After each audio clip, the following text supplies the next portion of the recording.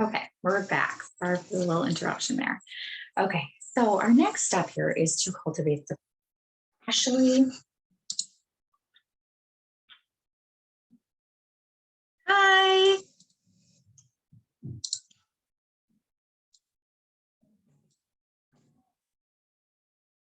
Okay, we got you back. All right, sorry for the interruption. Okay, so we are going to continue on. You have not missed anything. I'm picking up right where I left off. So our next step here is to cultivate support. Find your people, especially as women. I just realized I'm not sharing. One moment. There we go. Okay, back to it. All right, so oops.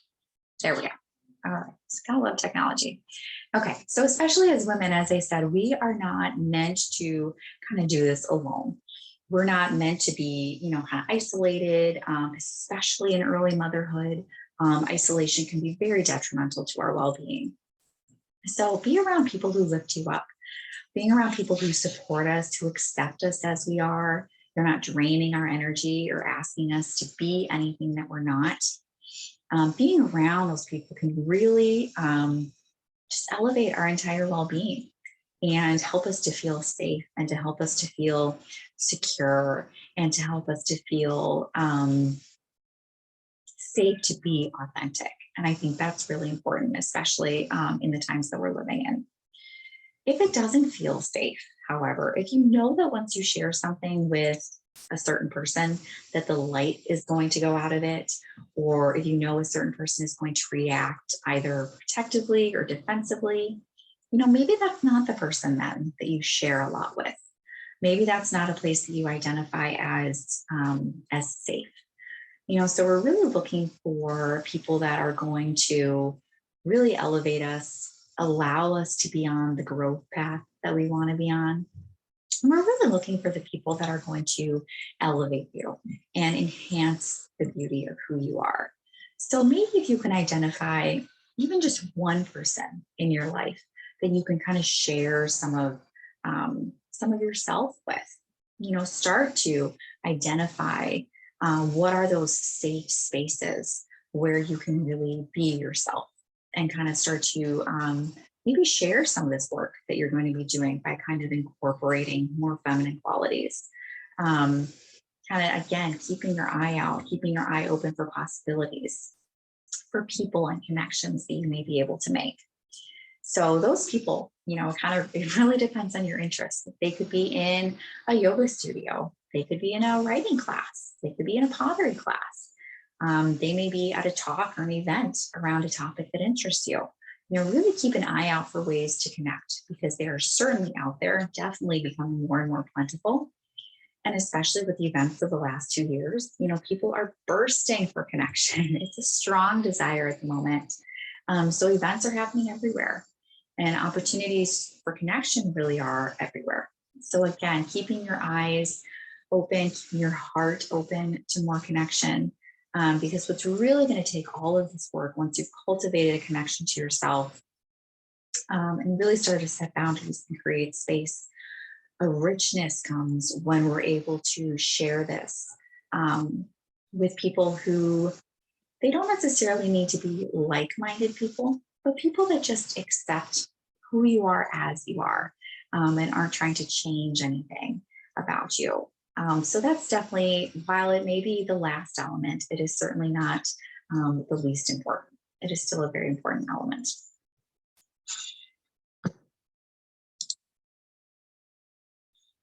Okay, so now here we are at the question part of our webinar today. So if you have any questions, you are more than welcome to unmute, to show your video, to type it into the chat. Give just a moment here.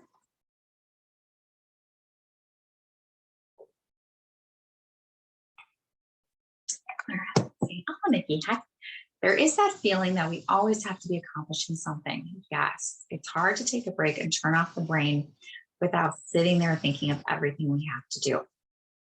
Gosh, 100%. I definitely feel that. Especially, I don't know if you can relate, but I have little kids and I feel like when I get to the end of the day, all my brain wants to do, all my body wants to do is just sit and just relax and just turn off. But it's like, no matter what, the brain is just wired to say, well, what's the next thing that I have to do? What's the next thing that I need to check off? Because there's always going to be something. And it's true, there is that feeling that we always have to be accomplishing something. This is very much, while we have a natural drive to want to be productive, we also have some very hard conditioning from societal expectations that we need to be producing and we need to be working and we need to be, constantly in that achievement mode. But there is some very positive research and kind of way to look at this is that our brains are incredibly malleable. They're very trainable. As hardwired as it may seem to want to accomplish and to want to be busy, we can train our brains with meditation, with mindfulness, with just some attention and intention to be okay relaxing. And so it does take a little bit of practice, but our bodies and our minds really do have a natural desire to relax and to turn off as well. It just is a little more difficult in our technology-driven age to cultivate that, which is why it does take some intentional practices to get our minds to relax and to kind of make that a little bit more of a default, rather than that kind of constantly checking the to-do list and thinking of the next thing. So it does take some intention. I know it's so hard thinking of everything that you have to do. So I will continue to leave the chat open and check for more questions. Oh.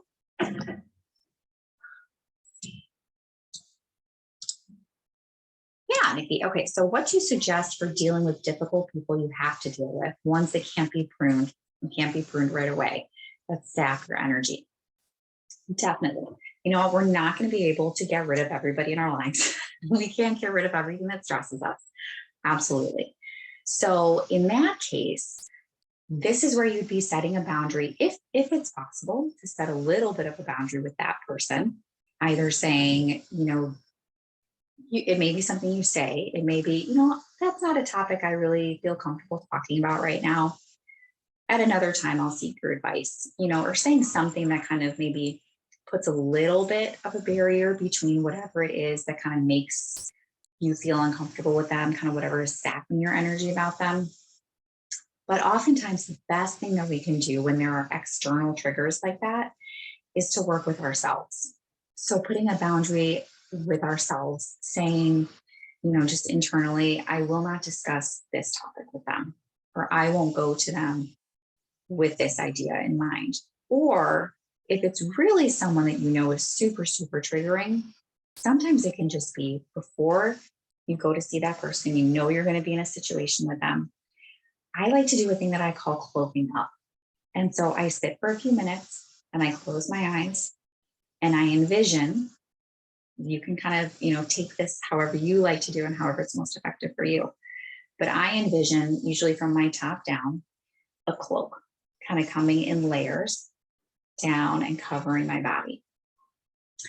And so as that's happening, I say to myself and I visualize for myself, my energy and my happiness is staying within this cloak. This person that I'm going to be interacting with, whatever they have to say, whatever kind of energy depletion is going to happen, is not going to interfere, is not coming on this side of my cloak. Every whatever the negativity is, whatever the topic is, whatever it is that really saps my energy when I'm around them, it's not happening today. I'm setting that intention that there is a cloak here, there's a boundary here, that whatever is out there is not coming in. And sometimes that is just the best thing that we can do. There are many other ways to kind of set boundaries with ourselves energetically. So cloaking is one way. I've heard some people describe it as kind of like putting up a fence just around themselves. They kind of envision like these 4 posts and they create just like this kind of physical, somewhat physical because you're visualizing it, but like an energetic barrier. So kind of playing with ways of setting boundaries that might be comfortable for you. So if you like that, yeah, if you like that cloaking it idea, I definitely recommend that. There are some, depending on kind of your open-mindedness, things that you're into, there are things you can do, especially if you know that somebody really saps your energy. When you get back from being with that person, you could smudge with some sage just to kind of clear that energy and kind of keep it, at bay from you. What I like to do at the end of the day, this is a really nice thing, is I sit with myself just for a few minutes and I say, I am releasing whatever energy isn't mine. And again, I have my eyes closed and I'm kind of visualizing, that whatever energy has kind of come into my kind of field here, I'm just releasing it back to whoever it needs to go to. And then I'm calling back whatever energy is mine that I may have lost. And so usually it kind of ends up where I kind of put my hands back to my heart and I'm calling back whatever loving energy that I may have lost, and kind of just taking that moment to come back to myself and say that, whatever anger that I picked up from somebody, whatever irritation, whatever stress somebody else may have had that got, directed towards me, I'm giving it back. And I'm just taking my love back. And that's the energy that I'm going to sit in, is my own loving energy. So that's just another practice you can do at night to kind of cleanse the day away and then bring back your own energy. So lots of really great fun kind of boundary tips that you can set there. But the best thing to do really when we're talking about what we call, kind of those more difficult people, is really to just work with yourself, because you can never change somebody else. We don't know where in their journey they are. We don't know what stresses they have.